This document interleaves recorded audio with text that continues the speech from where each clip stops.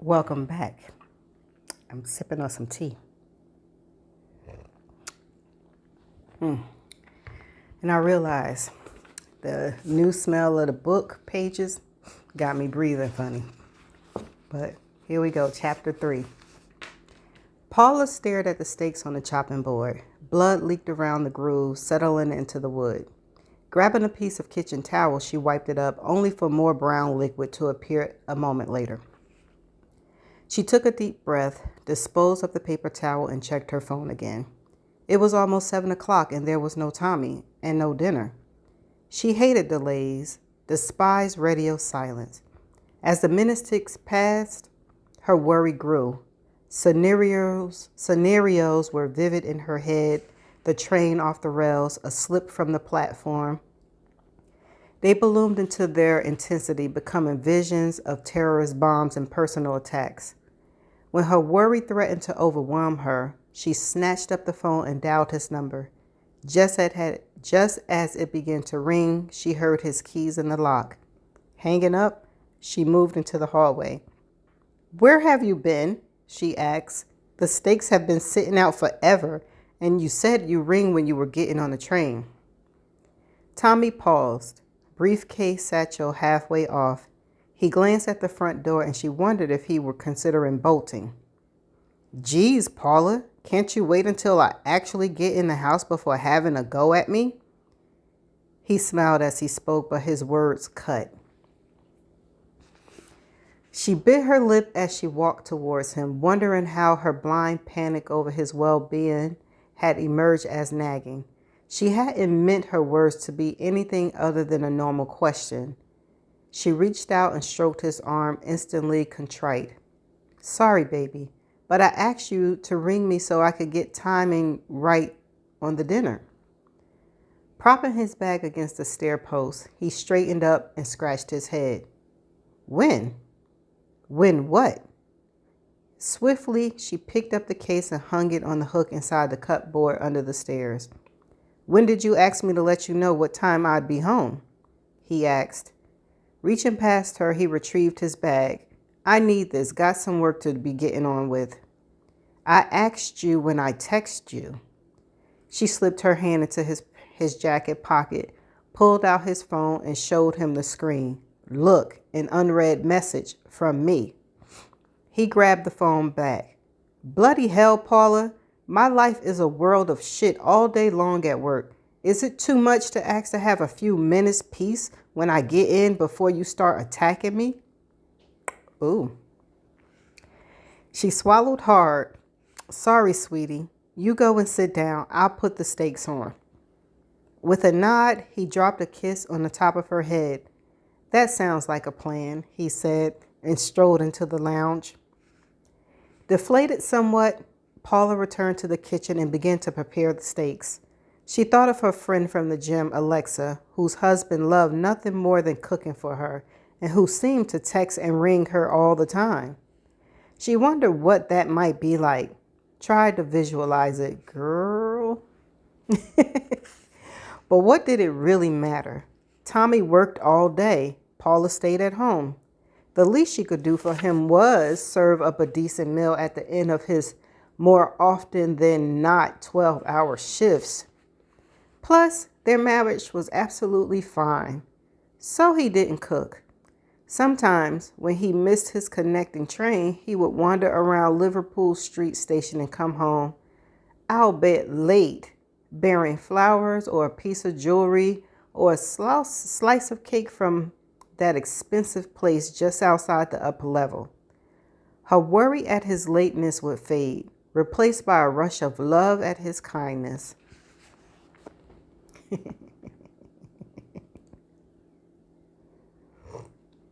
Sometimes they like bringing you flowers. She shot a look towards the lounge as she heard the television come on. She uncorked a bottle of red and poured 2 glasses. She threw hers back before carefully carrying the other one through and presenting it to him. Later, steaks eaten, wine drunk, Paula looked at Tommy. He had the recliner all the way back, his legs slung over the arm.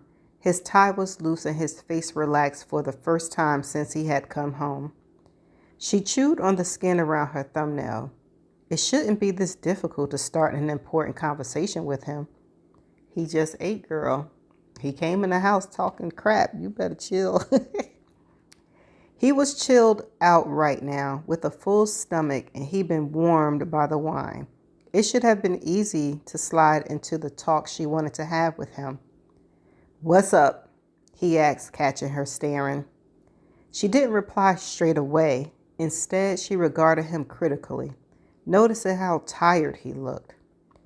A thought came into her mind for the first time, that if they went ahead and had a baby, she would be raising it pretty much alone. Oh, sure, Tommy would be there. He would be present in body, but not in spirit.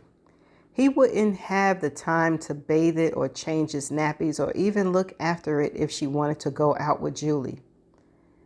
She looked on the bright side. The child would be all hers. It would love her more than anything else in the world. She smiled to herself. "Hun?" he prompted. She took a deep breath and dived in. "I think we need to talk about us," she said, "and whether we are actually going to extend us into a family." He turned his head back towards the television, but she caught the eye roll. A sour ball of hurt replaced the feeling of hope from just a moment ago. "Tommy," she said tentatively. He sighed. "Do we have to do this tonight?" "No," she said softly. Swallowing, she raised her chin and dared to ask, "But when can we talk about it?" "I'm just not sure it's the right time," he replied mildly. "For a baby, I mean, not to have this conversation." And in spite of all her hope, she had known it, that this was exactly the way this conversation would go. She would ask, he would say no, and in less than a minute, the baby dream would be shattered until she found the nerve to bring the subject up again. The ball of hurt in her belly turned to disappointment, raw and stinging inside her. "Try again," she told herself. She took a deep breath. "Julie said the time is never completely right," she said softly. "And if we keep putting it off, the decision will be out of our hands. I'll be too old." He looked at her now. "You've been speaking to Julie about this? Christ, Paula, why do you have to gossip with her about me? Why can't you just talk to me?" Well, she's trying. She drew in a breath at his sharp words. The inhalation had the unmistakable shaky quality of a sob. "I try, but you won't discuss it." He held up his hand, a gesture of surrender. "Listen, it's just work. It's full on, you know that." He lowered his hands and reached cautiously into his briefcase. "You know, I appreciate everything you do, and I think you'd be a wonderful mother." The feelings of hurt dissipated. Gratified, she leaned forward. "Do you really believe that?" He didn't answer. Instead, he handed her an envelope, crisp and white, gold letters embossed on the front spelling out her name. "Is it divorce papers?" "What is this?" she asked. "Open it." He reached out an arm, put his hands on hers. "I agree we should talk about this baby stuff. We should plan it. And this," he tapped the envelope, "is a perfect time and place for that conversation." Unable to wait any longer, mollified by the unexpected gift, she carefully opened the envelopes. Tickets. She put them in her lap, read them carefully, then raised her face to look at him. "Tommy, a cruise?" "Yes," he grinned, "on the maiden voyage of the Ruby Spirit, setting sail for Southampton and heading for Iceland." Paula gasped and clutched the tickets to her chest. "To see the Northern Lights?" he added. "Oh my God," she squealed. "And," he said, drawing out his words for maximum effect, "we leave in a week." Good day intrepid adventurers, and welcome to the maiden voyage of Ruby Spirits. This is your captain speaking. We will be cruising off at the rate of 15 knots as we wave goodbye to Southampton and travel down the Solent before we ease into the North Seas, where we will sail past Ordorp and Andleness before turning in a northwesterly direction towards Iceland. I'm pleased to tell you that a veritable smorgasbord of charming astronomical sights is anticipated in November's cold, crisp night sky.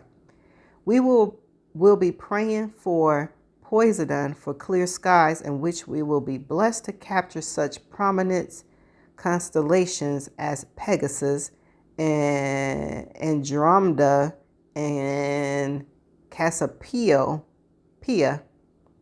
something that should be seen at least once on your cruise this week in the Linder meteor shower, which will occur from the second week of November right through to the end of the month. This celestial shower is renowned for its fast-moving meteors, which appear to hang in the sky for several seconds. The shower is due to peak on the 17th, when around 20 meteors per hour are expected. And as always, don't forget that spectacular northern lights can appear at any time. So keep watching. Okay, so that's the end of chapter 3. Do Tommy want kids? It don't sound like it, or it sounds like he might already have a family. And he don't want to have kids with her, because she is getting up there in age, but people are having babies late. So what is up with Tommy and not wanting to have babies? Okay. Woo. Chapter 4. Later, as Paula sat on the edge of the bed and applied her moisturizer, she couldn't help but smile as she looked at the tickets, propped up on the mantelpiece in their bedroom. What a turn of events. He sure know how to distract her. She cast her mind back to the baby conversation that had turned into a surprise holiday. He had agreed to a baby? He had agreed to a baby, not in so many words, but he said that she'd be a wonderful mother and that we should plan it.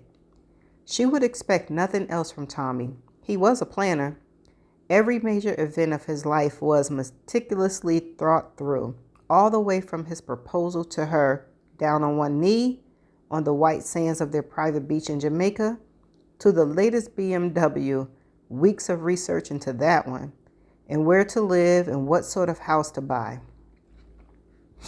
Even selecting a bottle of Christmas whiskey for his boss, back when he had one, before he became the boss, had involved a trip to the most expensive private clubs in London. Needing to share, Paula grabbed her mobile and rattled off a text to Julie. Before she remembered their argument, she deleted it slowly, and the excitement wavered. We'll be fine. We've had rows before, but I'm not apologizing first. Instead, she flicked onto Facebook, smiled at how many likes her steak post had got. And so it should, with the filters and the placement. She should have put it on Instagram, tagging all those food critics and top chefs. The new additions to the mantelpiece caught her eye, and with a smile stretching across her face, she took a photo of the tickets and posted the picture on her timeline with the words, "Unexpected present from Tommy." She added heart emojis, then, satisfied, sent it out to be admired by her many friends. Her phone lit up, compliments already pouring in. "Tommy is the best," gushed one friend. "You're so lucky," said another and a third. "He's a keeper." Finally satisfied, she put the phone down, screwed the lid back on the moisturizer, and climbed into bed next to the already snoring Tommy. "Love you, babe," she whispered, planting a kiss on his bare shoulder. Then she reached over and turned out the light. Anna opened the oven door to check on William's pie. It was nearly done, and she turned up the grill to allow the chips to catch up. She rearranged her apron, making sure it covered the new dress. It wouldn't do to get any food stains on it. She'd wanted to change back into her jeans once she modeled it for William, but he insisted she keep it on. Your figure looks lovely in it. Very, he said softly. Anna was quite furious. She knew she looked good in it, but it wasn't for William's admiring gaze. She had relented, though. He had brought it after all. She needed to keep him sweet. Dinner's ready, she called. Do you want it on your lap or at the table? Table, he replied, walking slowly into the room, and you can sit with me. She did as she was told, feeling his eyes on her as she dished up. Once he had his meal in front of him, Anna took a seat opposite. She never ate with William. In fact, she rarely ate at all. Instead, she sipped at a cold, crisp white wine William added several teaspoons of sugar to his tea. Wow, William added several teaspoons of sugar to his tea. You never said where you went today, she remarked, glancing at his shirt and tie. William nodded. Grimly, she thought. I was reading the newspaper this morning after you went out. He chewed slowly, swallowing before continuing. Another bank collapsed. Really? She frowned. Sure, she would have to read or hear or heard about something as major as that. Which bank? He gestured with his fork towards the counter where a newspaper sat. A piece of meat flew off the fork, narrowly missing her dress and landing on her arm. Trying to disguise her distaste, she flicked it away before reaching for the newspaper. It was the Telegraph, and it was from 2008. The news story he had read was over a decade old. She said nothing and put the paper back. So, I went to the bank. Both of my banks, actually, he said. I told them I had worked too hard all my life to lose my money, and I withdrew it. Anna put her glass down. What do you mean you withdrew it? He shoved another forkful of pie into his mouth, chewing infuriately slow before planting his hand on the table and pushing himself upright. Come with me. Anna followed him down the hall and up the stairs, her hands outstretched in case he stumbled like he had before. Nearing the top, he wobbled. At the last minute, his hands shot out and gripped the banister. Finally, he led her into his bedroom. There, he said, pointing at a black sports bag that she'd never seen before. I figure my money is safer here, where I can keep an eye on it. Anna eyed the bag. William, how much is in there? He pulled a piece of paper from his breast pocket and squinted at it. 18,000 pounds, he said. Carefully, he folded the paper and put it back, then patted his pocket. Bloody hell, she whispered. Suddenly, her heart was thudding in her chest. How did he even get it here? She was sure 18 grand must weigh more than his frail frame could carry. Was it heavy? She asked. The taxi driver helped me, William replied. Nice chap. Did you tell him what was in the bag? She felt cold suddenly. He shrugged and turned his smile up a few watts. You worry too much, dear. She thought hard and fast. She put a hand on his arm, caressed it gently. You're a smart man. I never trust banks either. But you can't just leave it there. She smiled winningly at him. Would you like me to keep it safe for you? He flapped his hand at her dismissively. No, it's okay. I like having it where I can see it. Ooh. Bored now with his big news, he stumbled over to his bed and sat down, patting the cover with a wrinkled hand. Would you like to lie with me a while, Gemma? The hell?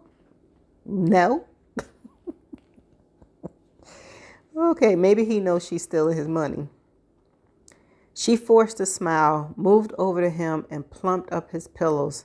Let me just wash up. Give me 10 minutes and I'll come and sit with you. No matter how many times it happened, she always gave the same answer, and she always said sit when Williams had said lie. Occasionally, he would be fast asleep when she had run out of stalling time, and she hoped today would be one of those times. Don't be long, he called as she left the room. Anna paused at the door, her eyes lingering on the black sports bag. I won't, she promised. In the kitchen, she drummed her fingers on the table, deep in thought. 18,000 pounds in cash in a bag on the floor just above her head? Briefly, she wondered if William would ever count it, and how much she could sneak out of the bag without him knowing. Her eyes lit up at the idea, and once again she thought of the woman in the cafe.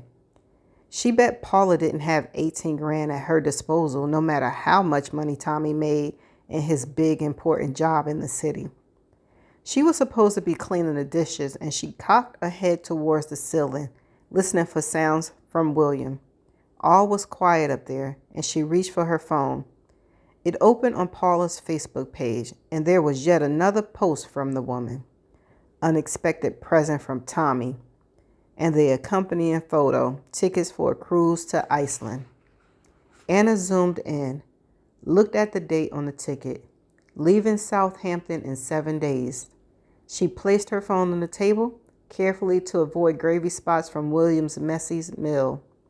A thump from upstairs, followed by slow shuffling footsteps. She sighed, pushed herself up from the table, and began stacking the plates. Gemma, William's voice came from above. I'm coming, just cleaning the dinner things, she called back. As she worked, she caught sight of her reflection in the mirror. A beautiful girl, an expensive dress, covered by an apron spattered with pieces of the old man's dinner. She turned away, pulled the apron off over her head, bundled it up, and throwing it on the table. She walked slowly up the stairs towards William. What's getting ready to happen? Girl, no. Say it ain't so. He woke early like all old people seem to. Anna hadn't slept, and at close to midnight she tried to slip off the bed, but William had heard her, and his big hand had gripped her upper arm and pulled her head back down to the pillow. He didn't say anything, didn't need to. Reluctantly, she lay by his side, listening to his snores, smelling his scent, a peculiar combination of talk and cooking fat. His hand rested heavily on her thighs, but inch by inch, she finally slid out of his grasp and returned to her own bedroom. She removed her clothes, sniffing gingerly at the woolen dress. Annoyed, she realized it would need to go to the dry cleaners. William could pay for it, she thought bitterly. It was 6 a.m. and still dark when her doors creaked open. Always she slept on tender hooks, knowing that William was prone to wandering, not wanting him to come any closer towards her tiny single bed. William? She pushed her hair back, pulled the covers up to conceal her nakedness. It's early. Go back to bed and I'll make some tea. In the light from the hallway, she looked him up and down. He had dressed, well, half dressed, in a gray and vest, navy blue braces holding up his brown trousers. She looked away across the room, hoping he didn't see the disgust on her face. He shook his head and looked down at the faded carpet. I have to get on, he said. I've got so much to do. Her mouth twisted, bitter and resentful. What exactly did he have to do? Nothing. She, Anna, did everything. William had nothing in his life, no chores, no hobbies, no friends. You haven't got to do anything, she said in what she hoped was a soothing tone. Go back to your room. I'll get up soon and sort us out some breakfast. You don't understand, he said, and his words were soft and low, His eyes, when he raised them to look at her, troubled. My son is coming over. Ooh. In the darkened lounge, Anna listened as William told her all about his son's imminent visit. Jason was his name. He lived in Spain and managed some restaurants and bars there. In the time she had been working for William, he had never come to visit. As far as she knew, he didn't call or write. In fact, the only sign there was a son at all was a Christmas card each year. He wants to open another bar, a cafe bar, explained William, and he wants me to go back to Spain with him. I don't know if you like Spain, she said. It'll be too hot for you. You know you don't like the sun. His eyes took on a faraway look. It might be nice, he said. I'd be useful. I could look after the kids while their parents are at work. Jason says they have bingo games every evening and take naps every afternoon. He looked towards the window, at the bitter rain smacking against the pane. He needs me anyway. Anna sat deep in thought. Suddenly the pieces clicked together. William, are you going to invest in this bar? She asked, thinking of the bag of money sitting upstairs. He shrugged, glancing at her. I think he can do with a little help from me on that side of it. Of course he could do with help. He wanted nothing to do with his father all year round. But now that there was money involved? When is he coming? She asked, her mind racing now. Tomorrow, said William. He's got some business here, and then we'll probably leave in a week. There was more, but he wasn't saying it. She took a deep breath and walked over to him, sat on the arm of his chair and touched his shoulders. William took a deep breath and scrubbed at his nose. I don't think he would agree with you being here. Anna's body went cold. I'm your carer, she said stiffly. Yes, but he offered her a watery smile. You're more than that, Gemma. So much more.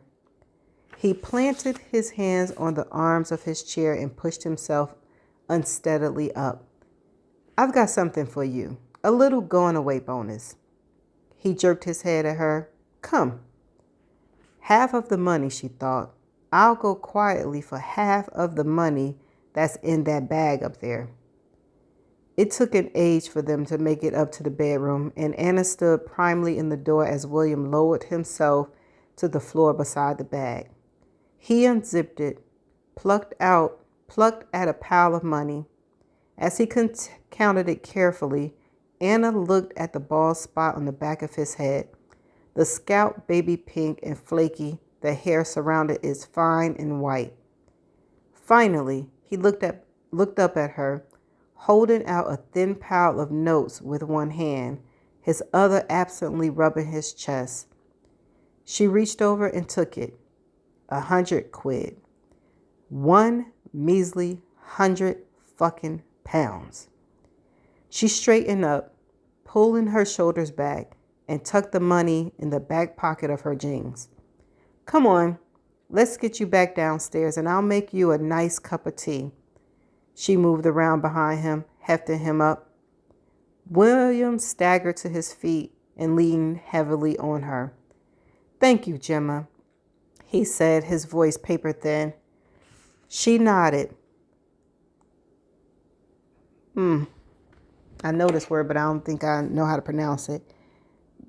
She nodded, maneuvered, him in front, maneuvered. Maneuvered him in front of her and steered him to the stairs. On the top step, he stopped abruptly and twisted round to look at her. You're a good girl, Gemma, he said. She stared into his eyes, pale blue pools now, weaker than they had been yesterday when he had made her wear the dress and parade in front of him, more faded than they had been last night, when he clutched at her, leaving the imprints of his fingers in a blue-gray stain on her skin and made her lie with him. I know, she agreed, even though it wasn't true. He kept his eyes on her, and they were leaking now. Why was he crying? She wondered. Was it because he was losing his faithful servant who cooked and cleaned and fussed over him? He wouldn't be able to have someone like her in Spain under the watchful eye of his son. He wouldn't be able to leer at Jason's wife or make her model new form-fitting clothes for him or get her to lie next to him on his bed. Or was he weeping because he knew he had been wrong to ask her to do those things? I'll miss you, he said. I know, she said again, and she raised her hands, planting the palms flat against his chest. She leaned into him at the same time as she wedged her hip against the wall at the top of the stairs. Then, using every ounce of her strength, she pushed him as hard as she could. Did she push him down the stairs? What?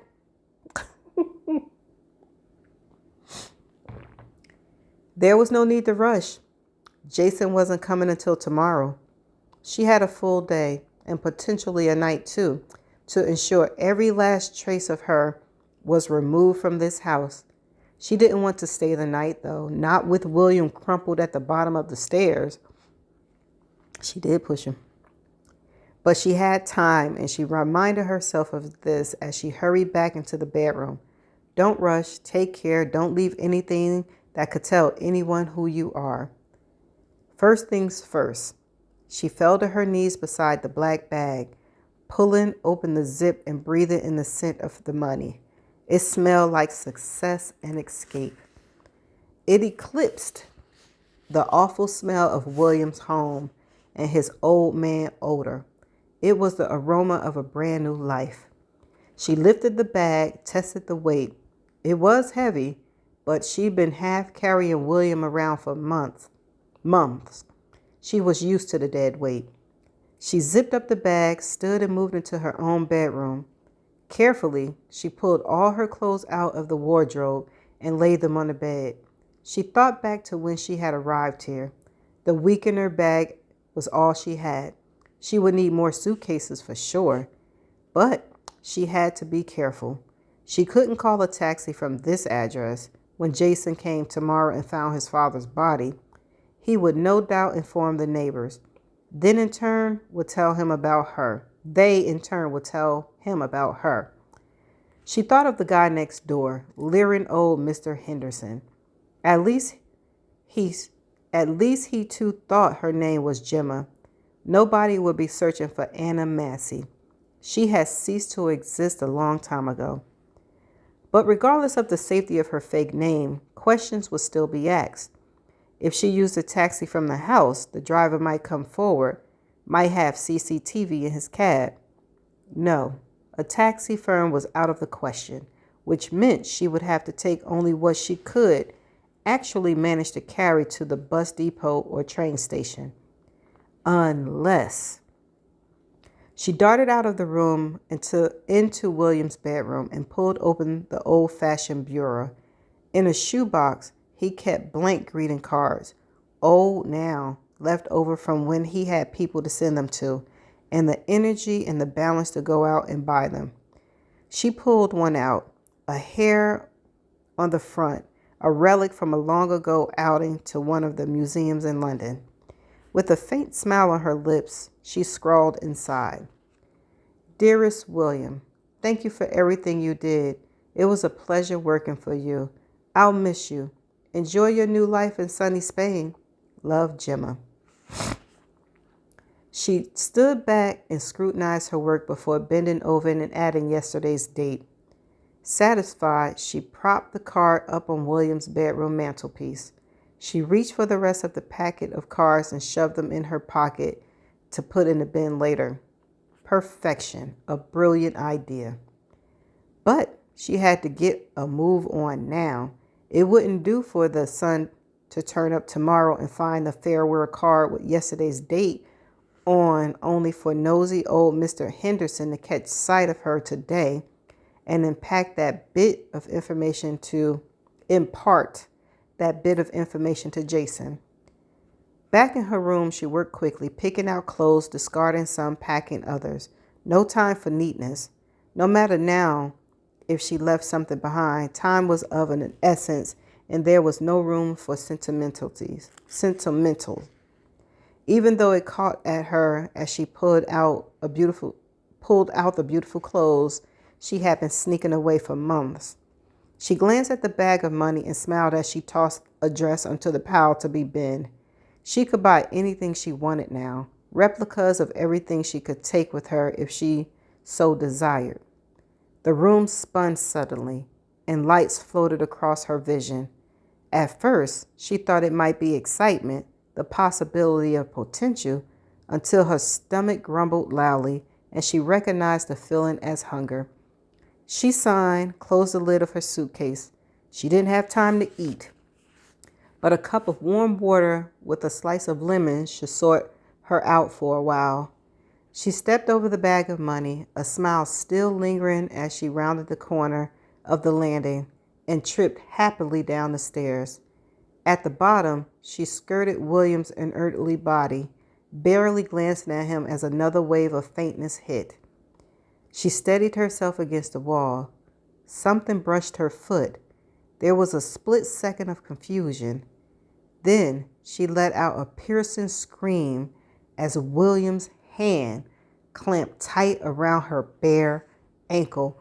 Oh, that's the end of chapter 4. Oh, snap. William ain't dead. She gonna have to kill him now. Oh, and her DNA is on his hand. Oh, what's she gonna do? Oh my. Okay, so when he took the money out the bank, I knew she was gonna do something to get to that money. So she is in a situation right now where she got to figure out if she gonna kill him or just take the money and run. What y'all think? I think she should just take the money and run. But anyway, there was no definition video. The thing is, this is written in, I think they're in London, England or something like that. And the words are spelled differently, but it's the same word in English. You know what I'm saying? But so I'll be stumbling over it. But it was no definition video. So I'm going to see y'all in the next chapter. Bye for now.